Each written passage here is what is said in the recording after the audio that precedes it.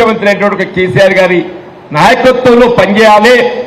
ఈ రాష్ట్ర పునర్నిర్మాణం కొరకు ఏది ఇస్తుందో బీఆర్ఎస్ పార్టీ మాత్రమే మరి ఏకైక మనకు ఆధారమైన ఒక భావనతోని నేను కేసీఆర్ గారి యొక్క నాయకత్వంలో బీఆర్ఎస్ పార్టీలో చేయడం జరిగిందని చెప్పండి. అంటే వాస్తవంగా కూడా అంటే అందరూ ఆశ్చర్యపోతున్న జీవన్ రెడ్డి ఏంట్రా వీడు కాంగ్రెస్ పార్టీని వదలడం ఏంటని చెప్పాను. వీడినాడు నాకు నాకు కూడా కొంత ఆశ్చర్యం కలిగింది. 4 దశాబ్దాల అనుబంధం తెలుసుకోవాలని చెప్పంటే ఎవరికి కూడా అంత సులువు కాదు. కానీ ఇవ్వాలని నేను సంతోషపడుతున్నానే. 4 దశాబ్దాలు నేను చేసిన పొరపాటు గ్రహించాలని చెప్పంటున్నాను. 4 దశాబ్దాలు నేను చేసిన పొరపాటు గ్రహించాలని చెప్పంటున్నాను. ఇలా ఆ పొరపాటు సరి చేసుకోవడానికి కొరకు రేపు రాష్ట్రంలో బీఆర్ఎస్ పార్టీ జెండా ఎగరవేయడానికి కొరకు కృషి చేయటం నేను అవుతూ బాధ్యతగా భావించేది ఇస్తుందో ఇవాళ నేను మరి ఈ చొప్పదండి నియోజకవర్గం నాకు ఈ ప్రాంతంతో ఉన్న అనుబంధం మీకు తెలియదు కాదు. నా రాజకీయ జీవితమే ఒక విధంగా ఈ ప్రాంతంగా ఆరంభమైంది. నేను మల్యాల పంచాయతీ సమితి అధ్యక్షుడిగా పోటీలో నిలిచినాడు. నేను కేవలం 30 సంవత్సరాల వయసు నాకు కావాలని చెప్పంటున్నాను. రాజకీయంగా మిత్రులు రమణ గారు నాకు సహచరుడు అని చెప్పి ఆయన విద్యార్థి దశలో ఉన్నాడు. నాకు రాజకీయ సహచరుడు ఆయన. నేను మల్యాల పంచాయతీ సమితి అధ్యక్షుడిగా పోటీ చేసినాడు. రాజకీయాలకు అతీతంగా ఇవాళ శాసన మండలి పోటీ చేసినప్పుడు ఎట్లయితే రాజకీయాలకు అతీతంగా నాకు గెలుపు కొరకు తాపత్రయపడ్డది మన అండగా నిలిచిందో అన్న పంచాయతీ సమితి అధ్యక్షుడిగా నేను గెలిచి రాజకీయంగా ఈ స్థాయికి ఎదగడానికి తోడ్పడ్డటువంటి ఒక ఈ చొప్పదండి గడ్డ అనేది అవుతుందో నేను జీవితంలో మర్చిపోలేని చెప్పి అంటున్నాను. ఏదైనా కానీ ఏమంటున్నా ఈ గతంలో సరే నాతో జరిగినటువంటి ఒక అప్పటి పరిస్థితులు దాన్ని సరి చేసుకోవడానికి కొరకు ఇక్కడ బీఆర్ఎస్ పార్టీ జెండా ఎగరవేయటం నా యొక్క బాధ్యత భావించి రవిశంకర్ గారు ఏది ఇస్తుందో మీ అందరి యొక్క నాయకత్వంలో ముందుకు పోయేటువంటి యొక్క కృషి నా చేతుల మీద చేస్తానని చెప్పని కూడా ఈ సందర్భంగా చేస్తానని చెప్పండి. ఇప్పుడు రాజకీయంగా ఏ పార్టీ కానీ మంచి చేస్తానని చెప్పి భావిస్తాం.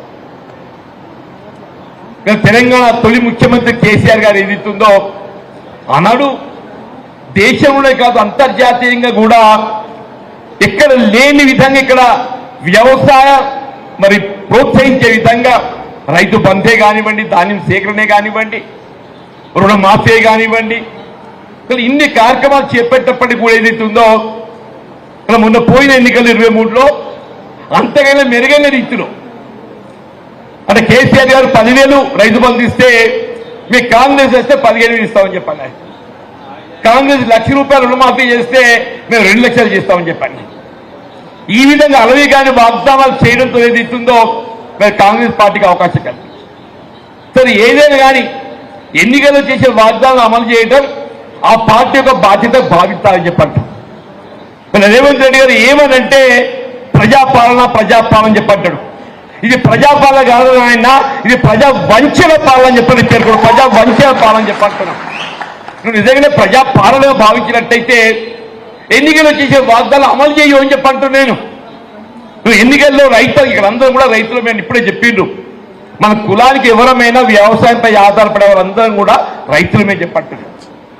రైతాంగాన్ని ఏదైతుందో నువ్వు ఆకర్షించడానికి 10,000 స్థానే ₹15,000 ఏదైతే రైతు భరోసా ఇస్తాను. ఏమైందే 3 పంటలు ఎగ్గొట్టమని చెప్పంటాం. 3 పంటలు ఎగ్గొట్టమని చెప్పంటాం.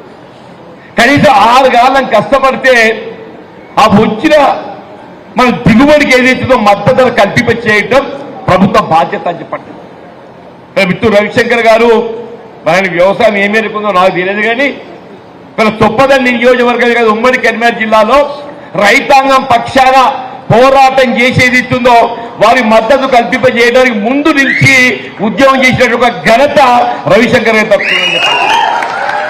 అనాడు ఏదో గుర్తుందన్న పూనూరులో వారు ఏదైతే అఖిలపక్షం ఆధ్వర్యం లోపల వారు మరి నిరసన కార్యక్రమం చేపట్టింది. దాంతో జగిత్యాల జిల్లా అధికార యంత్రాంగం మొత్తం కదిలొచ్చింది. జగిత్యాల జిల్లా అధికార యంత్రాంగం మొత్తం కదిలొచ్చిందని చెప్పంటుండే. మన జగిత్యాల జిల్లాలో ధాన్యం సేకరణ జరిగిందని చెప్పుకుంటుంది. కానీ ఆ ధాన్యం సేకరణ నెపంతో రైతు ఎంత దగా చేయబడ్డాడని మాత్రం వాళ్ళు కప్పిపుచ్చుతుందని చెప్పంటున్నాను. నేను నిన్న జగిత్యాల జిల్లాలో మంత్రివర్యులు లక్ష్మణ్ కుమార్ గారు ఏదో ధాన్యం సేకరణలో మేము ముందున్నామని చెప్పే ప్రయత్నం చేసిండే. నువ్వు ధాన్యం సేకరణ ముందుండు కదా నాయన, ధాన్యం సేకరణ నెపంతో ఏదైతుందో మిల్లర్లు ఏ విధంగా రైతాంగాన్ని దోపిడీ గురి చేసిందో దాని గురించి ఆలోచన చేయమని చెప్పింది నేను. ప్రతి క్వింటల్ కు ఏదైతుందో 5 కిలోలు మినిమం దోపిడీ, మినిమం సంచికి 3 కిలోలే. సంచికి 3 కిలోలు అంటే 2.5 సంతలకు ఏదైతుందో 7.5 కిలోలు, 2 కిలోలు ఏదైతుందో సంచి బరువు వేనా కానీ 5 కిలోలు ఏదైతుందో ప్రత్యక్షంగా దోపిడీ జరిగింది. మళ్ళీ తూకం వేసే సమయానికి 17 మాయిశ్చర్ ఉండాలి. 17 మాయిశ్చర్ ఏదైతుందో ఈ జాత్యం ఎండ తీవ్రతతో ఏదైతుందో అది 9-10 మాయిశ్చర్ పడిపోయింది. అట్లా ఒక 5 కిలోలు వెయిట్ లాస్ అయిపోయారని చెప్పంటారు. 10 కిలోలు కోల్పోతే ఎంత అవుతుంది?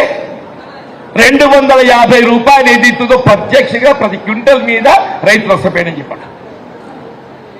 ఒకటే చెప్పి నేను బహుశా మీకు అందరూ కూడా తెలియదు కాదని చెప్పంటున్నా, కానీ మనం దాని మీద దృష్టి సారించాం. కానీ మనం ధాన్యం తూకం వేసి తదుపరి ఏదైతుందో ప్రొక్యూర్మెంటే అక్కడ అధికారులు ఏదైతుందో మనకి ఎన్ని సంతులు ఎంత తూకం వచ్చిందనేది ఒక రసీదు ఇవ్వటం లేదు. మిల్లుకు పోయిన తర్వాత ధర్మకాంట ఉంటుంది. మిల్లుకు పోయిన తర్వాత అన్లోడ్ కంటే ముందు ఏదైతుందో ధర్మకాంటలో తూకం వేస్తారు. ఆ ధర్మకాంటలో వచ్చే తూకానికి మనకి ఇచ్చే ట్రక్ షీట్ మధ్య వ్యత్యాసం ఉంటుంది. నేనేమంటున్నా, ధర్మకాంట ఎంత తూకం అయితే వస్తుందో ఆ ధర్మకాంట తూకాన్ని పరిగణలోకి తీసుకోవాలి. ప్రేమ అవుతుంది మొత్తం రాష్ట్రం లోపల ధర్మకాంట తూకాన్ని ఎక్కడ కూడా ఎవరు పరిగణలోకి తీసుకోవటం లేదు. ధర్మకాంట సపోజ్ ఒక 100 క్వింటల్ వచ్చినట్టయితే అప్పుడు మనకి ఇచ్చే రిసీట్ ఏది ఇస్తుందో ట్రక్ షీట్ 90 కిలోల కంటే ఎక్కువ ఉండదు. ఇది ప్రత్యక్షంగా చెప్పంటున్నాను నేను. ఇవాళ ఈ సభాముఖంగా చెప్తున్నాను. ఈ సభాముఖం ఎమ్మెల్యే ఏదైతుందో ఏదో లారీలెక్కి తిరుగుతుందని చెప్పి అంటున్నారు కదా. లారీలెక్కి తిరుగుడు కాదు నాయన.